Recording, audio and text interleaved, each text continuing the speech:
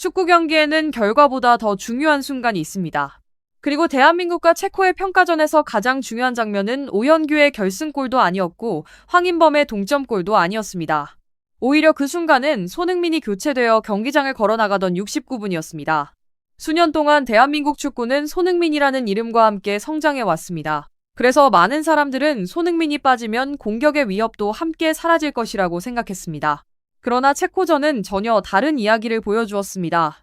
에이스가 빠진 뒤에도 흔들리지 않았고 오히려 더 강하게 상대를 몰아붙였습니다. 그리고 11분 뒤 손흥민 대신 들어온 오현규가 결승골을 터뜨렸습니다. 이것은 단순한 2대1 승리가 아닙니다. 이 경기는 대한민국 축구가 이제 한 명의 슈퍼스타에 의존하는 팀이 아니라 시스템으로 승리하는 팀으로 진화하고 있다는 사실을 증명한 경기였습니다. 그리고 그 변화는 월드컵을 앞둔 지금 우리가 반드시 주목해야 할 가장 중요한 신호였습니다. 이번 경기를 제대로 이해하기 위해서는 먼저 체코라는 상대를 정확하게 봐야 합니다. 많은 팬들이 평가전이라는 이유로 체코를 가볍게 생각했지만 실제 경기 내용은 전혀 달랐습니다.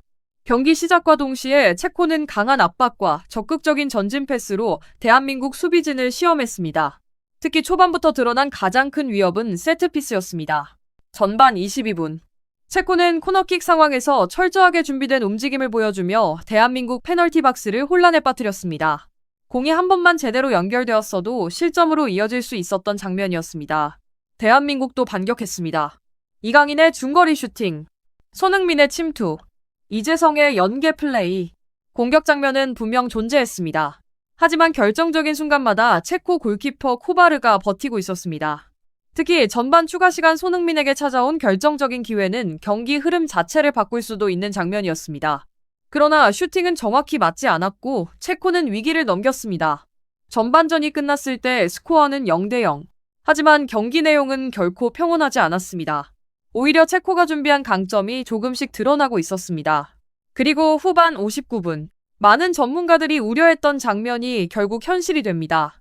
라디슬라프 크레이치가 높은 타점의 헤더로 선제골을 터뜨린 것입니다. 체코가 가진 가장 큰 무기, 높이, 세트피스, 공중볼 경합. 대한민국은 정확히 그 부분에서 실점을 허용했습니다. 중요한 것은 실점 자체가 아니었습니다. 진짜 중요한 질문은 이것이었습니다. 월드컵 무대에서 이런 상황이 발생했을 때 대한민국은 어떤 반응을 보여줄 것인가? 그리고 바로 그 순간부터 이 경기는 단순한 평가전이 아니라 대한민국 축구의 성장 여부를 확인하는 시험 무대로 바뀌기 시작했습니다. 크레이치의 헤더가 골망을 흔든 순간 경기장은 잠시 조용해졌습니다. 체코 선수들은 자신들의 계획이 성공했다고 생각했을 것입니다. 실제로 그들은 가장 자신 있는 방식으로 골을 넣었습니다. 세트피스, 높이, 공중볼. 대한민국이 가장 경계하던 장면이었습니다. 여기서 많은 아시아 팀들은 흔들립니다. 실점 직후 서두르기 시작합니다. 패스 속도가 빨라지는 것이 아니라 판단이 급해집니다. 공은 앞으로만 향하고 조직력은 무너집니다. 하지만 이날 대한민국은 달랐습니다. 오히려 실점 이후가 더 인상적이었습니다. 선수들은 당황하지 않았습니다. 후방 빌드업을 포기하지 않았고 중원을 통한 전개도 계속 유지했습니다. 물론 위험한 장면도 있었습니다. 74분에는 후방에서 무리하게 빌드업을 시도하다가 공을 빼앗길 뻔한 상황도 나왔습니다. 하지만 중요한 것은 방향성이었습니다. 대한민국은 실점했다고 해서 자신들이 준비한 축구를 버리지 않았습니다. 그것은 단순한 자신감이 아닙니다. 팀 전체가 자신들의 시스템을 믿고 있다는 의미입니다. 그리고 바로 그 믿음의 중심에는 황인범이 있었습니다. 후반전 내내 황인범은 중원에서 경기의 리듬을 조율했습니다. 공을 받는 위치, 패스를 선택하는 타이밍, 압박을 벗어나는 움직임. 모든 것이 침착했습니다. 그리고 후반 67분. 결국 대한민국이 기다리던 순간이 찾아옵니다. 상대 수비가 완전히 정리되지 않은 상황. 황인범은 단 한 번의 기회를 놓치지 않았습니다. 강한 집중력과 뛰어난 기술로 마무리하며 동점골을 만들어냈습니다. 단순히 1대1이 된 것이 아니었습니다. 그 골은 경기의 분위기를 완전히 뒤집었습니다. 체코는 갑자기 수비적으로 변하기 시작했고 대한민국 선수들의 움직임은 훨씬 자신감 있게 바뀌었습니다. 그리고 이때부터 경기의 흐름은 조금씩 대한민국 쪽으로 기울기 시작합니다. 하지만 진짜 이야기는 아직 시작도 하지 않았습니다. 대한민국 축구의 변화를 상징하는 장면은 황인범의 동점골 이후에 등장하기 때문입니다. 그 장면의 주인공은 다름 아닌 손흥민이었습니다. 후반 69분. 전광판에는 교체 번호가 올라왔습니다. 대한민국 주장 손흥민이 벤치로 향하고 오현규가 경기장 안으로 들어왔습니다. 그 순간 많은 시청자들은 같은 생각을 했을 것입니다. 이제 무승부를 지키려는 것인가? 공격의 핵심이 빠졌는데 남은 시간이 충분할까? 그도 그럴 것이 이날 손흥민은 경기 내내 가장 위협적인 선수였습니다. 전반 12분 날카로운 슈팅, 39분 골문을 스쳐 지나간 중거리 슈팅, 45분 결정적인 찬스, 후반 56분에는 골키퍼와 1대1 상황까지 만들었습니다. 비록 득점은 없었지만 체코 수비가 가장 신경 쓴 선수는 분명 손흥민이었습니다. 그런 선수가 빠졌습니다. 보통이라면 공격력이 약해져야 정상입니다. 하지만 홍명보 감독의 판단은 달랐습니다. 이번 교체는 휴식이나 체력 관리만을 위한 선택이 아니었습니다. 오히려 상대가 지쳐가는 시점에 새로운 에너지를 투입하기 위한 공격적인 결정에 가까웠습니다. 중요한 것은 오현규라는 선수의 역할이었습니다. 오현규는 손흥민과 전혀 다른 유형입니다. 상대를 등지고 버티는 힘, 박스 안으로 파고드는 움직임, 그리고 수비수와 직접 부딪히는 적극성. 체코 수비진은 70분 가까이 손흥민의 움직임에 적응해 있었습니다. 그런데 갑자기 전혀 다른 스타일의 공격수가 등장한 것입니다. 이 변화는 생각보다 훨씬 큰 의미를 가졌습니다. 과거 대한민국은 손흥민이 빠지는 순간 공격의 무게감도 함께 줄어드는 경우가 많았습니다. 하지만 지금의 대한민국은 다릅니다. 손흥민이 선발로 상대를 흔들고, 이강인이 공간을 만들고, 황인범이 리듬을 조절하고, 그리고 오현규 같은 자원이 마무리를 준비합니다.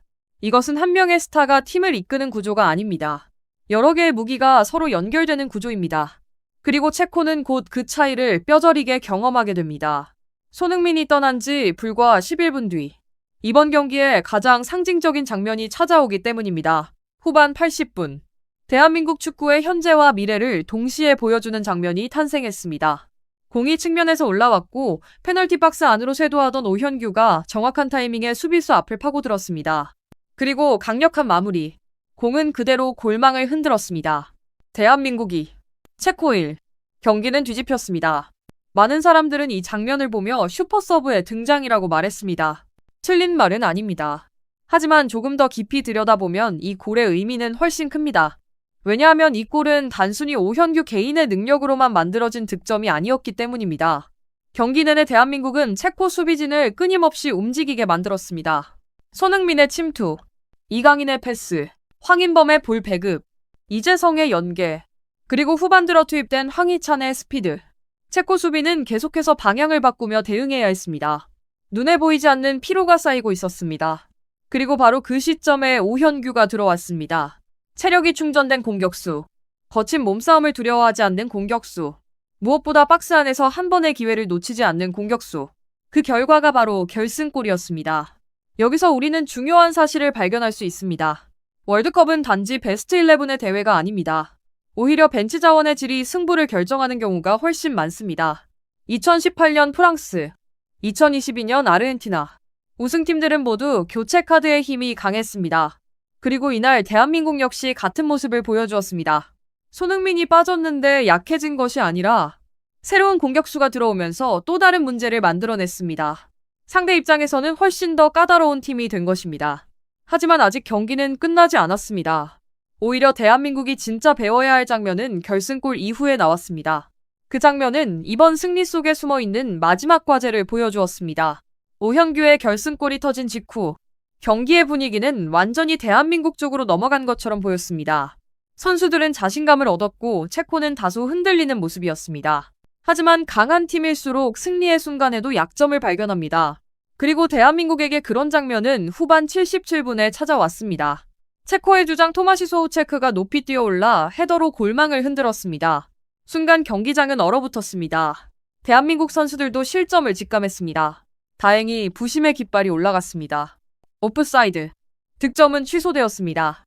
결과적으로 대한민국은 리드를 지킬 수 있었습니다. 그러나 중요한 것은 결과가 아닙니다. 과정입니다. 왜 그런 장면이 또 나왔을까? 전반전부터 체코는 계속해서 세트피스 상황에서 위협을 만들었습니다. 코너킥, 프리킥, 롱스로인, 공중볼 경합. 체코는 자신들의 가장 강력한 무기를 반복해서 사용했습니다. 그리고 대한민국은 여러 차례 흔들렸습니다. 실제로 선제 실점도 헤더였습니다. 취소된 득점도 헤더였습니다. 이는 우연이 아닙니다. 상대가 대한민국의 약점을 정확하게 공략했다는 의미입니다.